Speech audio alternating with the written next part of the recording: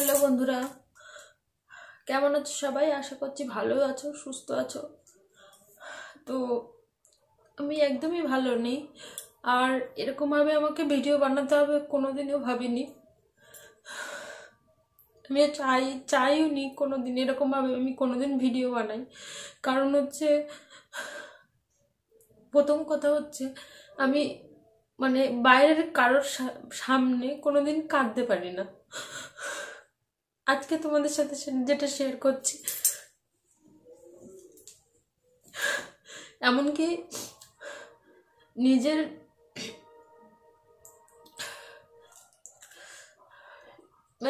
তোমাদের দাদাভাইয়ের সামনেও আমি সেইভাবে কাঁদতে পারি না। কোনো কিছু যদি কষ্ট হয় আমার, তো সেইভাবে আমি কাঁদতে পারি না। কারণ হচ্ছে আমি লোককে দেখাতে পছন্দ করি না, সত্যি কথা যেটা। তো আজকে একদমই নিরুপায় হয়ে তোমাদের সামনে এসেছি। তোমরা অবশ্যই আমার ভিডিও থাম্বনেল দেখে বুঝে গেছো যে আমি কি টপিকের উপরে ভিডিওটা বানাচ্ছি।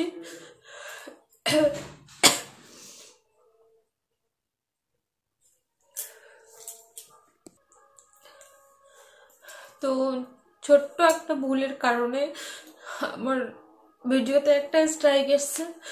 তো যেটা আমি কখনো ভাবিনি যে আমার চ্যানেলে এরকমভাবে, একটা ছোট্ট চ্যানেল, তোমরা জানো যারা আমার চ্যানেলে প্রথম থেকে ভিডিও দেখো তারা অবশ্যই জানবে, আর যারা নতুন তারা বিশ্বাস না হলে আমার চ্যানেলে গিয়ে দেখতে পারো। একদমই ছোট্ট চ্যানেল। তো অনেক কষ্ট করে দাঁড় করিয়েছিলাম, অনেক কষ্ট করে। তো তোমরা জানো যে মেয়েদের ইনকাম ছাড়া কারোর কাছে কোনো দাম নেই। তো আমার স্বামী চেয়েছিল যে হচ্ছে, ওই বলেছিল যে তুমি হচ্ছে একটা চ্যানেল করো, সবাই তো করছে, তো তুমি একটা চ্যানেল করো, তার থেকে যদি কিছু ইনকাম হয় তুমি হচ্ছে সেটা তোমার নিজের খরচাটা চালাতে পারবে, কাউকে বুঝন দিতে হবে না যে হচ্ছে আমি বরের টাকায় সব কিছু করি কি লোকের এতে চলি, তখন তুমি নিজের এতে চলতে পারবে। তো সেই হিসেবেই 2021 না 22-এর লাস্টের দিকে একটা এই চ্যানেলটা খুলি আমি। তো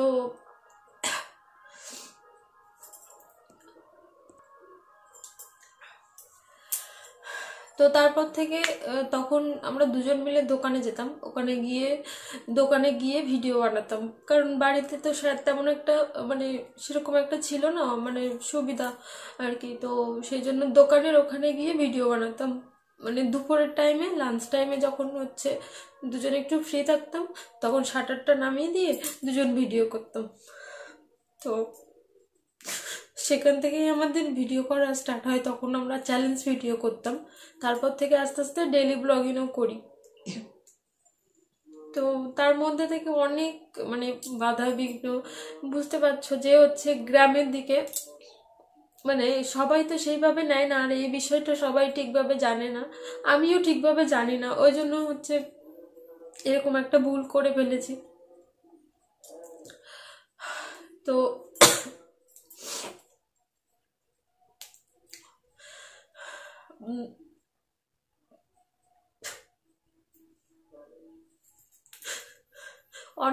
অনেকে বলেছিল যে হচ্ছে ভিডিও করতে হবে না, কি ভিডিও করে কি হবে, কোনো কিছুই হবে না, শুধু টাইম নষ্ট, সংসারের কাজ করার ভয়ে এইসব করছে। তো আমার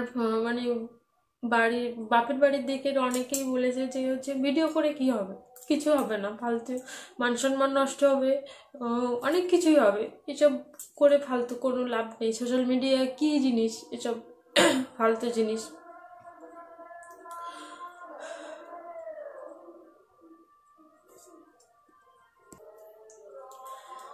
তো অনেকেই বলতো যে হচ্ছে এর বউ ভিডিও করে, ওর মেয়ে ভিডিও করে, এইভাবে নাচানাচি করে সোশ্যাল মিডিয়াতে, কেমন একটা লাগে, বাজে লাগে দেখতে।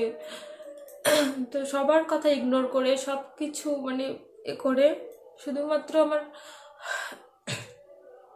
স্বামীর কথায় আমি হচ্ছে মানে কারোর কথা কোনো কানে নিই না, শুধু ভিডিও বানাতাম। এবারে হচ্ছে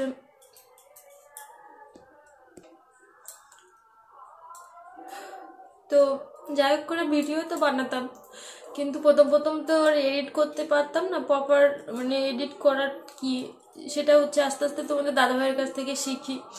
তো আস্তে আস্তে বড় ভিডিও করি, শর্ট ভিডিও করি সাথে সাথে। তো মানে সেই দিনগুলো আমার যে কিভাবে গেছে, ও হয় ধরো হচ্ছে রান্না করছি কিংবা হচ্ছে নাড়া, আমাদের এদিকে গ্রামের দিকে বুঝতেই পারছো, গ্রামের দিকে হচ্ছে বেশিরভাগ নাড়া বিচুলি, যেগুলো মানে পাতা দিয়ে জাল দেওয়া হয়, পাখায় উনুনে রান্না হয়। তো সেই এ করে এদিকে ভিডিও এডিট করছি আর ওদিকে পাখায় জাল দিচ্ছি, এদিকে রান্না করছি এদিকে হচ্ছে ভিডিও এডিট করছি। তো তারপরে মেয়ে হলো, মেয়ে হওয়ার পরেও একটা বাচ্চা হওয়ার পরে একটা মায়ের ওপর দিয়ে যে কি যায়, তারপরে তাকে সামলে সব কিছু, সংসার সামলে সব কিছু সামলে তারপরে হচ্ছে আমি এইটা কোনোদিন ছাড়িনি। তার মধ্যেও অনেকে অনেক কথা বলেছে যে কিচ্ছু হবে না, শুধু মানে সবাই তো মন ভেঙে দিতেই পারে না, সাহস দিতে কেউ পারে না, একমাত্র তোমাদের দাদাভাই আমার পাশে ছিল। তবুও তোমাদের দাদাভাইয়ের কাজের চাপ একটু বেশি, তো মাঝে যে সাজে বলতাম যে হচ্ছে একটু ভিডিও এডিটটা করে দাও, আমি তো সংসারেতে সময় পাচ্ছি না, তো তুমি যদি মাঝে মাঝে একটু আমার ভিডিও এডিটটা করে দাও তাহলে একটু সুবিধা হয়। তো ও সময় পেতো না, মানে সারাদিন দোকানে থাকার পরে যদি বাড়ি এসে ওরও নিজের কাজ থাকে, তারপরে যদি আমার কাজ করে দেয়, ওরও তো একটা রেস্টের প্রয়োজন। তো সব কিছু মিলিয়ে মিশিয়ে সেটা আর হয়ে উঠতো না। তো কখনো ওই দুপুরবেলা এডিট করতাম, কখনো হচ্ছে রাত্রেবেলা যখন খাওয়া দাওয়া করে এসে 9টা-10টার দিকে শুতাম তখন এডিট করতাম, এরকমভাবে ভিডিও এডিট করে করে ছাড়তাম।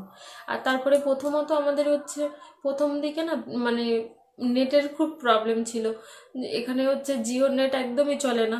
তারপরে একটা ভিডিও যদি 12 মিনিট 10 মিনিটের হয়ে যায় তাহলে হচ্ছে সেটা আপলোড করতে সারাদিনও লেগে যেত। হয়তো এমনও হয়েছে যে আজকে ভিডিওটা আপলোডে বসিয়েছি, সেই ভিডিওটা হচ্ছে সন্ধে হয়ে গেছে, 4টের সময় আপলোড করব মানে পাবলিশ করব, সেই ভিডিওটা সন্ধে হয়ে গেছে, সেই ভিডিওটা আর পাবলিশ করা হয়নি, সেই ভিডিও আবার পরের দিন পাবলিশ করেছে, এরকমও হয়ে গেছে। তো ইউটিউবের অনেকগুলো রুলস মানে আছে, তো এরকমভাবে অনেক হয়তো আজকের ভিডিও কালকে দিচ্ছি, কালকের ভিডিও পরশু দিন দিচ্ছি, এরকমই হয়েছে। তো এমনও দিন গেছে যে হচ্ছে সংসার মানে কাজ বাজ করে এসে দুপুরবেলা 2-2-2:30টার দিকে এসে যখন একটুখানি বিছানায় আসি তখন মনে হয় কি একটুখানি ঘুমিয়ে নিই, কিন্তু তখন সেই সময় ভিডিও এডিট করতে হয় আমাকে। তো সেই ভিডিও এডিট করতে করতে হয়তো কখনো কখনো ঘুম পেয়ে যায়, তখন একটুখানি চোখ বন্ধ হয়ে গেলে আবার চোখ খুলে না, ভিডিও এডিট করতে হবে আমাকে, 4টের মধ্যে ভিডিও আপলোড করতে হবে কি 5টার মধ্যে ভিডিও এডিট আপলোড করতে হবে। সেই এ করে আমার মানে তেমনভাবে সেরকম রেস্ট নেওয়া হতো না। তো তবুও সেই এগুলো করেও আমি সব কিছুই করছিলাম। তো জানি না কি কপালের দোষ, হয়তো ভুল করে যে দিদিভাইয়ের থেকে মানে ভিডিওটা আপলোড করেছিলাম, আমি আমার আমার যে আমি যে ভুলটা করেছি তোমরা সেই ভুলটা কখনো করো না। তো মানিস প্যাশন বলে যে চ্যানেলটা আছে, ওই চ্যানেলের দিদিভাইয়ের মানে ওই চ্যানেলের ভিডিও থেকে একটা ভিডিও আমি হচ্ছে ওখান থেকে সেভ করে আমি ইউটিউবের গান দিয়ে সেটা পাবলিক করেছিলাম। তো তখন সত্যি কথা বলছি আমি জানতামও না যে হচ্ছে ওই ভিডিওটাই মানে ওই দিদিভাই যদি স্ট্রাইক দেয় কিংবা হচ্ছে কপিরাইট আসে তাহলে আমার চ্যানেলের ক্ষতি হতে পারে। এবার তোমরা বলতে পারো যে একটা স্ট্রাইক তো এসছে, তো একটা জিনিস মানে একটা সুস্থ সবল জীবন আর একটা হচ্ছে কাটাছেঁড়া জীবন, একই।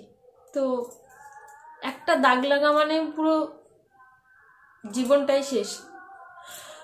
আমি হচ্ছে ওই দিদিভাইকে আমি মেলও করেছি, তো জানি না দিদিভাই দেখবে কিনা। তো দিদিভাইকে একটাই কথা বলবো, তোমার ছোট্ট বোন মনে করে আমার চ্যানেল থেকে এই স্ট্রাইকটা তুলে নাও। আমি ভিডিওটা হয় ডিলিট করে দেবো, নাহলে প্রাইভেট করে দেবো তুমি স্ট্রাইক তুলে নেওয়ার পরেই। তো তোমার কাছে একটাই রিকোয়েস্ট, তুমি স্ট্রাইকটা তুলে নাও। আমার চ্যানেলটা এতটাও বড় না যে তোমার অনেক বেশি ক্ষতি হয়ে যাবে, কোনো কিছু হবে। তো একটাই কথা বলবো যে হচ্ছে তুমি তুমি একটা চ্যানেল দাঁড় করিয়েছো, তুমি নিশ্চয়ই জানো যে কতটা কষ্ট করে ওই চ্যানেলটাকে দাঁড় করিয়েছো। তো সেই দিক দিয়ে আমাদের গ্রামাঞ্চলের দিকে অনেক পরিস্থিতি ফেস করতে হয়েছে আমাকে। তারপরেও একটা সংসারের অনেক ঝামেলা ঝক্কি থাকে, তো সব কিছু সামলে আমি এটা করছিলাম, কারণ হচ্ছে আমি যদি নিজে কিছু করতে পারি তার জন্য। তো এখন মনে হচ্ছে না যে হচ্ছে আমার দ্বারা কিছু হবে না। আর সবাই অনেকে এর আগেও অনেকে অনেক কথা বলেছে যে হচ্ছে কালো, দেখতে খারাপ, ওর দ্বারা কিছু হবে না। আর ফালতু এসব সোশ্যাল মিডিয়া করে কি হবে, এর থেকে কি ইনকাম হয়? এদিকে গ্রামাঞ্চলে মানুষেরা অনেকেই জানে না যে ইউটিউব থেকে টাকা পাওয়া যায়, সত্যি পাওয়া যায়। কেউই বিশ্বাস করে না যে হচ্ছে ইউটিউব থেকে টাকা পাওয়া যায়, এটা কেউ বিশ্বাস করে না। তো আমি চেয়েছিলাম যে হচ্ছে সেই ভুলটা আমি ভাঙাবো, কারণ হচ্ছে এখানে এই দিককার মানুষের এত ভুল ধারণা, এত কুসংস্কার আচ্ছন্ন সব কিছু। তো লাইফটা এতটাও ইজি না, অনেকটাই কঠিন। সব কিছু তো আর বাইরে দিয়ে বোঝা যায় না, ভিতরে অনেক কষ্ট থাকে। সত্যি আমি ভাবিনি কোনোদিন এরকমভাবে ভিডিও বানাবো, মানে আমি চাইও না কোনোদিন এরকমভাবে কেঁদে কেটে ভিডিও বানাতে। অনেকের চ্যানেলে আমি দেখেছি যে হচ্ছে বিভিন্ন রকম নাটক করে, আমি কারোর চ্যানেলের নিয়ে বলতে চাইছি না। তো যে যাই করুক ভিউজ কামানোর জন্য, আমি কিন্তু কোনো ভিউজ কামানোর জন্য করছি না, এই ভিডিওটা বানাচ্ছি না। আমি শুধু একটাই রিকোয়েস্ট করছি, এই ভিডিওটা তোমরা যারা যারা দেখছো তারা তারা অবশ্যই শেয়ার করো, আর আমাকে একটু সাপোর্ট করো, যাতে যে দিদিভাইটা স্ট্রাইক দিয়েছে সেই স্ট্রাইকটা তুলে নেয়। তাকে একটু আমার হয়ে রিকোয়েস্ট করো তোমরা। আমাকে যারা ভালোবাসো, জানি অনেকে ভালোবাসো না, অনেকেই বাসে না, তো আমি অতটাও তো দেখতে সুন্দর নই, অতটাও মানে ভালো না। তো যাই হোক, ভালো হোক খারাপ হোক, আমি তো একটা মানুষ। তো সেই দিক দিয়ে তোমাদের কাছে রিকোয়েস্ট করছি যে তোমাদের কারোর বোন, কাকিমা, দিদি, যে যাই বলো, তাদের কাছে একটাই রিকোয়েস্ট, তোমরা এই ভিডিওটা অবশ্যই শেয়ার করো। আর আমার ওই দিদিভাইকে বলো যে দিদিভাই যেন স্ট্রাইকটা তুলে নেয়। আর দিদিভাইকেও বলছি, এই ভুলটা দ্বিতীয়বার কখনো হবে না, তুমি প্লিজ স্ট্রাইকটা তুলে নাও। আর আমার এই মানে কি বলবো, একটা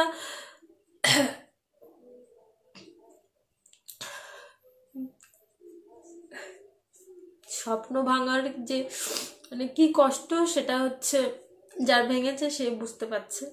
তো আর কিছু বলার নেই।